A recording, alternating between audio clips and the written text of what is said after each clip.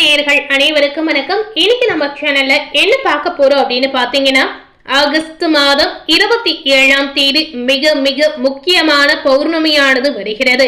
இந்த பௌர்ணமி பாத்தீங்கன்னா ஆவணி மாதத்தில் வரக்கூடிய முதல் பௌர்ணமி அப்படின்னு கூட நம்ம சொல்லலாங்க. பொதுவாகவே பௌர்ணமி அப்படின்னு சொல்லும் போது இந்த நாள் கடவுள் வழிபாட்டிற்கு நாம செய்யக்கூடிய பரிகாரத்திற்கு ரொம்ப ரொம்ப ஒரு முக்கியமான நாட்களாக பார்க்கப்படுகிறது. ஏன்னா இந்த மாதிரி விஷயங்கள் எல்லாமே இந்த பௌர்ணமி நாளில் தான் அனைவரும் செய்வாங்க. அதுவும் பாத்தீங்கன்னா ஆவணி மாதத்தில் வரக்கூடிய பௌர்ணமி ரொம்ப ரொம்ப சக்தி வாய்ந்த மங்களகரமான ஒரு பௌர்ணமி அப்படின்னு கூட நம்ம சொல்லலாங்க. அப்படிப்பட்ட இந்த ஆவணி பௌர்ணமி நாளில் உங்களுடைய வாழ்க்கையில இந்த ஒரு பரிகாரத்தை மட்டும் நீங்க செய்தீங்கன்னா உங்க வாழ்க்கையில இருக்கக்கூடிய பாவங்கள் நீங்கி புண்ணியத்தை சேர்க்கக்கூடிய ஒரு அற்புதமான வாய்ப்பு முழுமையாக உங்களுக்கு கிடைத்திடும் அப்படின்னு சொல்லியிருக்காங்க. அதாவது நம்ம வாழ்க்கையில் இருக்கக்கூடிய பாவத்தை நீக்குவதற்கு இது ஒரு எளிமையான பரிகாரமாக நாம செய்யக்கூடிய ஒரு பரிகாரமாக பார்க்கப்படுகிறது. சோ இந்த பரிகாரத்தை ஒவ்வொரு ராசி நேயர்களும் செய்யும் பொழுது கண்டிப்பா உங்க வாழ்க்கையில எவ்வளவு பாவங்கள் இருந்தாலும் கண்டிப்பா அது தீர்ந்துவிடும் அப்படின்னு சொல்லியிருக்காங்க. சோ கடவுள் நம்பிக்கை இருந்தா கண்டிப்பா இந்த மாதத்தில் வரக்கூடிய ஆவணி பௌர்ணமி நாளில் எளிமையான முறையில செய்யக்கூடிய இந்த ஒரு பரிகாரத்தை மட்டும் செய்திடுங்க. அதற்கு பிறகு உங்க வாழ்க்கையில நிறைய நல்ல விஷயங்கள் நடக்கலாம். உங்க வாழ்க்கையில் நடக்கக்கூடிய ஒவ்வொரு விஷயத்தையும் நீங்க கண்கூடாக பார்க்கக்கூடிய அற்புதமான வாய்ப்பும் உங்களுக்கு தேடி வரும். சோ இது மட்டும் இல்லாமல் இந்த பௌர்ணமி நாளிலிருந்து கடகராசினியர்களுக்கு என்ன பலன் கிடைத்திருக்கு என்பதையும் நம்ம முழுமையாக பார்த்து தெரிந்து கொள்ளலாம். சோ முதல்ல பௌர்ணமி பரிகாரத்தை விரிவாக பார்க்கலாங்க. பிரபஞ்ச பேராற்றல் மிகுந்த நாட்களாகத்தான் எப்போதுமே பௌர்ணமி நாளானது திகழ்கிறது. இந்த பௌர்ணமி நாளில் நாம செய்யக்கூடிய எந்த ஒரு வழிபாடாக இருந்தாலும் சரி, அந்த வழிபாட்டிற்கு பாத்தீங்கன்னா அதிக அளவில் பலன் கிடைக்கும் என்றும் நாம வைக்கக்கூடிய வேண்டுதல் விரைவில் நிறைவேறும் என்றும் சொல்லி இருக்காங்க. இந்த ஒரு விஷயம் பாத்தீங்கன்னா ஐதீக ரீதியாக சொல்லியிருக்கக்கூடிய உண்மையான தகவலாகவே நம்ம பார்க்கலாங்க. இந்த பௌர்ணமி நாளில் பலரும் பலவிதமான தெய்வ வழிபாட்டில் ஈடுபாடு செய்வாங்க. அது எந்த மாதிரி தெய்வ வழிபாடாக இருந்தாலும் சரி கண்டிப்பா செய்யலாம். ஒரு சிலர் பாத்தீங்கன்னா இஷ்ட தெய்வ வழிபாடு செய்வாங்க, குல தெய்வ வழிபாடு செய்வாங்க, பெண் தெய்வ வழிபாடு செய்யலாம், சிவ வழிபாடு செய்யலாம், சந்திர வழிபாடு செய்யலாம், நாராயணர் வழிபாடு செய்யலாம் என்று பலவிதமான தெய்வங்களுக்கு உகந்த நாளாக இந்த பௌர்ணமி தினமானது திகழ்கிறது. சோ இந்த மாதிரி தெய்வ வழிபாடுகளை கண்டிப்பா நீங்களும் செய்யலாங்க. இப்படிப்பட்ட சிறப்பு வாய்ந்த பௌர்ணமி நாளில் நீங்க செய்யக்கூடிய ஒரு எளிமையான பரிகாரம் பாத்தீங்கன்னா உங்களுடைய வாழ்க்கையில கர்ம வினைகளை நீக்கி புண்ணியத்தை சேர்க்கும் அப்படின்னு சொல்லியிருக்காங்க. சோ இந்த பரிகாரத்தை எப்படி செய்யணும் என்பதை கண்டிப்பா தெரிந்து கொண்டு அதற்கு ஏற்றவாறு செய்திடுங்க. ஆவணி மாதத்தில் வரக்கூடிய பௌர்ணமி வியாழக்கிழமை அன்று வருகிறது. சோ வியாழக்கிழமை முழுவதுமே பௌர்ணமி திதியானது இருக்கிறது. அதாவது இந்த திதி எவ்வளவு நேரம் இருக்கு என்று கேட்டீங்கன்னா இரவு முழுவதும் இரவு வரை இருப்பதாக சொல்லியிருக்காங்க. அன்றைய தினம் சந்திர கிரகணமானது ஏற்படும் அப்படின்னு சொல்லியிருக்காங்க. ஆனா இந்த வருடம் சந்திர கிரகணம் பாத்தீங்கன்னா பௌர்ணமியானது 27ஆம் தேதி வருகிறது. சந்திர கிரகணம் 28ஆம் தேதி ஏற்படும். சோ ஒரு நாள் இதுக்கு எதிரும் புதிரமாக நடைபெறுது அப்படின்னு சொல்லியிருக்காங்க. சோ முன்ன பின்ன நடக்கக்கூடிய ஒரு நிகழ்வாகவும் இருக்கிறது.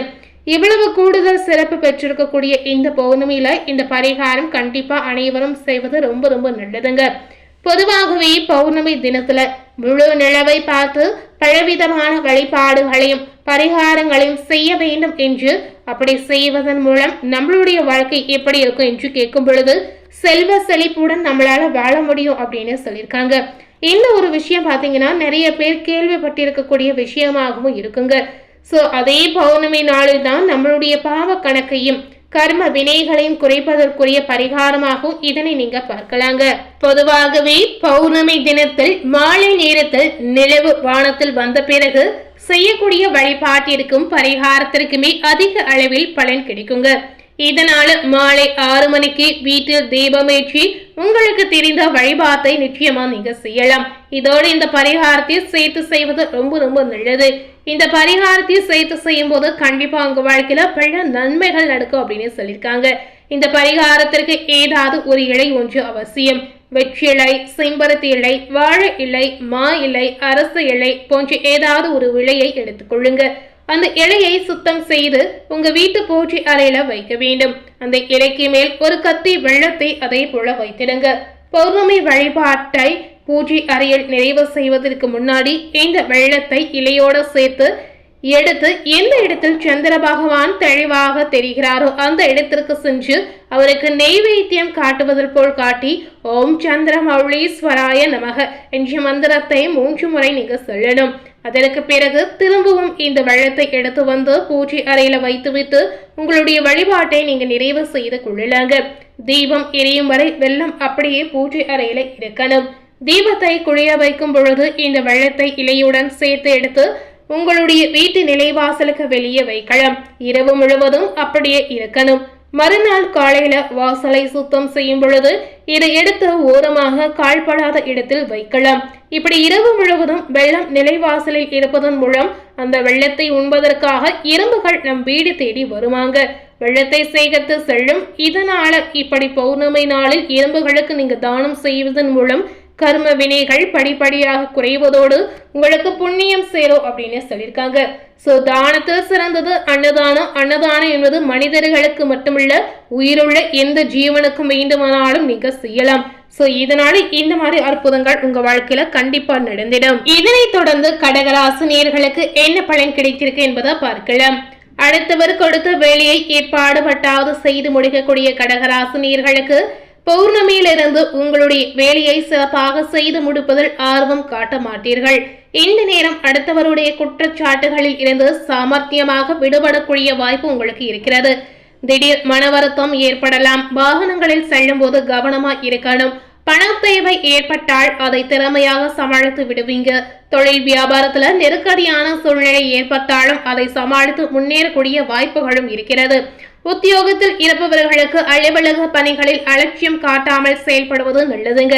குடும்பத்தில் சுமூகமான சூழ்நிலை காணப்பட்டாலும் குடும்ப உறுப்பினர்களுக்காக மருத்துவ செலவு செய்ய வேண்டிய நிலை ஏற்படலாம். கணவன் மனைவி ஒருவருக்கொருவர் விட்டு கொடுத்து செல்வது இந்த நேரத்தில் நல்லது. பிள்ளைகளை அவர்களின் போக்கிலே விட்டு பிடிப்பது உங்களுக்கு நன்மையை ஏற்படுத்தும். பெண்களுக்கு மற்றவர்களால் ஏற்படும் தொல்லைகளில் சிக்காமல் இருக்க கவனமாக செயல்படுங்க. மாணவர்களுக்கு கல்வியில மெத்தான போக்கு தெரியலாம். மிகவும் கவனமாக படிப்பது கல்வியில முன்னேற்றத்தை உங்களுக்கு ஏற்படுத்தும் அப்படின்னு சொல்லியிருக்காங்க. சோ கடகராசினியர்களுக்கு இந்த மாதிரி மாற்றங்கள் தான் இந்த காலகட்டம் உங்க வாழ்க்கையில நடக்க போகிறது. மேலும் இது போல புதிய தகவலை தெரிந்து கொள்ளணும் என்று நினைத்தீங்கன்னா மறக்காம நம்ம சேனலை சப்ஸ்கிரைப் பண்ணி பக்கத்தில் இருக்கக்கூடிய பெல் பட்டனையும் மறக்காம பிரஸ் பண்ணிடுங்க. நீங்க சப்ஸ்கிரைப் பண்ணா மட்டுமே நம்ம சேனல்ல போடக்கூடிய எல்லா நியூ அப்டேட்டான வீடியோஸும் நீங்க உடனுக்குடன் பார்த்து தெரிந்து கொள்ள முடியும். ஸோ நம்ம சேனல்ல ஃபர்ஸ்ட் டைம் பார்க்கக்கூடிய நேயர்களாக இருந்தீங்கன்னா மறக்காம சப்ஸ்கிரைப் பண்ணி பெல் பட்டனை மறக்காம அதே போல பிரஸ் பண்ணிடுங்க. தேங்க்யூ.